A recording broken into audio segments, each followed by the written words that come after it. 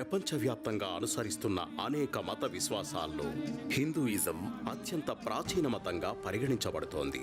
భారతదేశంలో వేల సంవత్సరాలుగా ఉనికిలో ఉన్న హిందూ మత ప్రభావంతో ఇక్కడ అసంఖ్యాక దేవాలయాలు వెలిశాయి.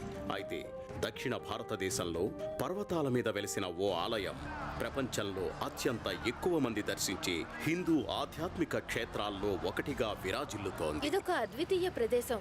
ఇక్కడ దేవుడికి అత్యంత దగ్గరగా ఉన్నట్టుంటుంది. నేషనల్ జియోగ్రఫిక్ మిమ్మల్ని ఆ దివ్య క్షేత్రానికి తీసుకెళ్లి అక్కడి విశిష్టతలు ప్రత్యేకతలను మీ కళ్లకు కట్టనుంది. ఇక్కడి విశిష్ట సంప్రదాయాలు, కోలాహలంగా సాగే తిరుమల బ్రహ్మోత్సవం. శ్రీ వెంకటేశ్వర స్వామి తిరుమల దేవాలయం చూసొద్దాం రండి.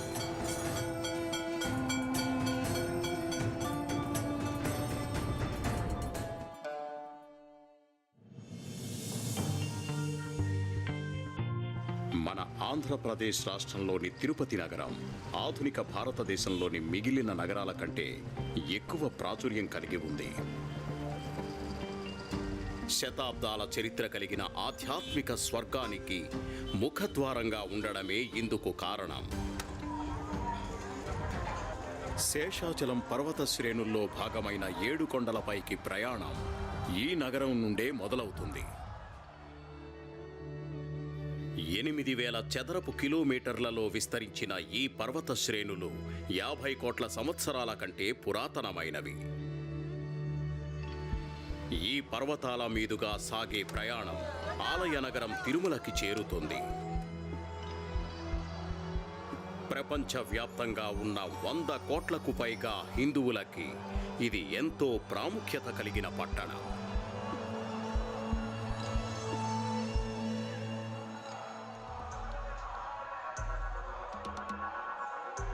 సముద్ర మట్టానికి 2,500 అడుగుల ఎత్తులో ఉన్న తిరుమల ఎక్కువ మంది హిందువులు దర్శించే పుణ్యక్షేత్రాల్లో ఒకటి.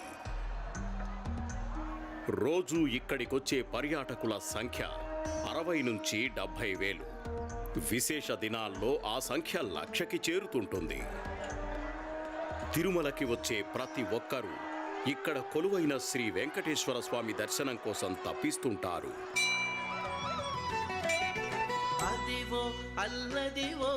15వ శతాబ్దానికి చెందిన పద కవితా పితామహుడు అన్నమాచార్య తన 32,000 సంకీర్తనలతో తిరుమల శ్రీ వెంకటేశ్వరుడి ఖ్యాతిని దశ దిశలా వ్యాపింపజేశాడు. అయితే శ్రీ వెంకటేశ్వర స్వామి విశిష్టత అత్యంత ప్రాచీనమైనది. పురాణాలుగా పిలిచే ప్రాచీన హిందూ గ్రంథాలని తిరగేస్తే అందులో త్రిమూర్తుల గురించిన ప్రస్తావన మనకు కనిపిస్తుంది. సృష్టిపాలకుడైన శ్రీ మహావిష్ణువుతో పాటు సృష్టికర్త బ్రహ్మ, లయకారుడైన శివుడిని త్రిమూర్తులని అంటారు. శ్రీ మహావిష్ణువుకి తిరుమల క్షేత్రానికి ఒక ప్రత్యేకమైన బంధం ఉంది. తిరుమల ఆలయ ప్రధాన అర్చకుల్లో ఒకరు హిందూయిజం ప్రకారం ఇక్కడి దేవుడి ప్రాశస్త్యాన్ని వివరించారు. విష్ణువు అంటే ఒక పేరు కాదు. విష్ణువు అంటే ఒక మహాశక్తి స్వరూపం. ఆ మహాశక్తి ఈ చరాచర సృష్టితో పాటు అంతకు మించి విస్తరించింది. త్రిమూర్తులంటే ఒక మహాశక్తి యొక్క 3 రూపాలు. జగత్తు యొక్క సృష్టి, పాలన, ఇంకా లయకారకత్వానికి ఆసక్తే కారణం. పురాణాల ప్రకారం విష్ణువు ఈ భూమి మీద అనేకసార్లు అవతరించాడు. మానవ, మృగరూపాల్లో ఈ భూమిని పాలించాడు. తిరుమల మహత్యం గురించి అనేకానేక రూపాల్లో కథలున్నప్పటికీ వాటన్నింటి మూలం ఒక్కటే. కలియుగ ప్రారంభంలో శ్రీ వెంకటేశ్వరుడిగా అవతరించిన విష్ణువు భక్తుల కోర్కెలు తీర్చే దేవదేవుడిగా తిరుమల క్షేత్రంలో కొలువయ్యాడు. తిరుమలలోని ఈ పవిత్ర ఆలయంలో కొలువైన ఆ వెంకటేశుని దర్శనం కోసం రోజూ వేలాది మంది భక్తులు ఇక్కడికి వస్తుంటారు. ద్రవిడ నిర్మాణ శైలితో నిర్మితమైన తిరుమల ఆలయం 7వ శతాబ్దానికి ముందు నాటి వాస్తురీతులతో కనిపిస్తుంది. ఈ నిర్మాణ శైలిలో విశిష్ట స్థానం కలిగిన గోపురాలు, స్తంభాలతో నిర్మితమైన మండపాలు ఇక్కడ చాలా కనిపిస్తాయి.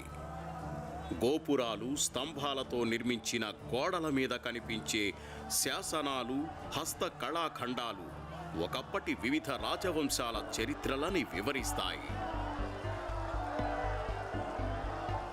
తిరుమల 9వ శతాబ్దం నాటి పల్లవుల పాలనని, 11వ శతాబ్దం నాటి తంజావూరు చోళుల పాలనని చవిచూసింది. అటుపై 14, 15వ శతాబ్దాలలో ఈ ఆలయ పట్టణం విజయనగర సామ్రాజ్యంలో భాగమైంది. 1800 నుంచి 20వ శతాబ్దం తొలి పావు భాగం వరకు బ్రిటిష్ సామ్రాజ్యం ఇక్కడ పన్నులు వసూలు చేసింది.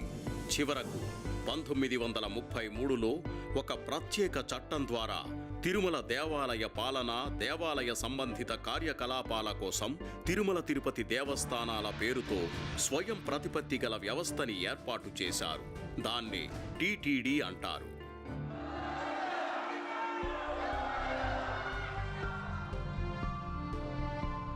ప్రధాన ఆలయం 2.2 ఎకరాల విస్తీర్ణంలో కొలువై ఉంది. 415 అడుగుల ఎత్తు, 263 అడుగుల వెడల్పుతో ఉండే నిర్మాణమిది.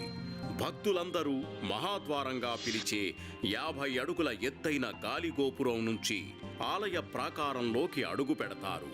ఆలయ ప్రాకారంలో గర్భాలయానికి ముందుగా ధ్వజస్తంభం ఉంటుంది. అక్కడి నుంచి ఎడమవైపు వెళ్తే రంగనాయక మండపం వస్తుంది. ధ్వజస్తంభానికి కుడివైపున అద్దాల మహల్ ఉంటుంది. అసంఖ్యాక ప్రతిబింబాలను ఏర్పరిచే అద్దాల గది అది. గర్భగుడి మార్గంలో ముందుగా వెండి వాకిలి ఉంటుంది. ఈ గడప మొత్తం వెండి రేకులతో తాపడం చేసి ఉంటుంది. అటుపై బంగారు వాకిలి వస్తుంది. బంగారు వాకిలి దాటి ముందుకు వెళ్లే భాగ్యం చాలామంది భక్తులకి లభించదు. ఇక్కడి నుంచి గర్భాలయం వరకు వరుసగా గడపలుంటాయి. ముందుకెళ్లే కొద్దీ ఒక్కో గడప వెడల్పు తగ్గుతుంది. జీవాత్మ పరమాత్మలో కలిసేందుకు ప్రయాణించే మార్గానికి ఇది సంకేతమని చాలామంది విశ్వసిస్తారు.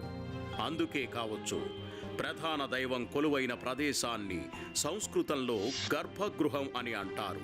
అంటే తల్లి గర్భం లాంటి ప్రదేశమని అర్థం. ప్రధాన దైవం అన్ని రకాల ప్రకృతి శక్తుల ప్రభావం నుంచి దూరంగా ఉండాలి. అంటే గాలి, సూర్యకాంతి, వర్షం, ఉరుములకి దూరంగా ఉంటేనే స్వామిలోని మహాశక్తి అలాగే ఉంటుంది. అందుకే గర్భగుడిలోకి అందరికీ ప్రవేశం లేదు. అందుకే అర్చకులు మాత్రమే గర్భాలయంలోకి ప్రవేశిస్తూ ఉంటారు. భక్తులందరూ ఆ ద్వారానికి బయటే ఉండి ప్రధాన దైవాన్ని దర్శనం చేసుకోవాలి. వేగంగా ముందుకు సాగే వరుసలో ముందుకెళ్తూ బంగారు వాకిలి నుంచే భక్తులు స్వామిని దర్శించుకోవాలి. భక్తుల అదృష్టం బాగుంటే మరికొన్ని క్షణాలు స్వామిని చూసే భాగ్యం దక్కొచ్చు.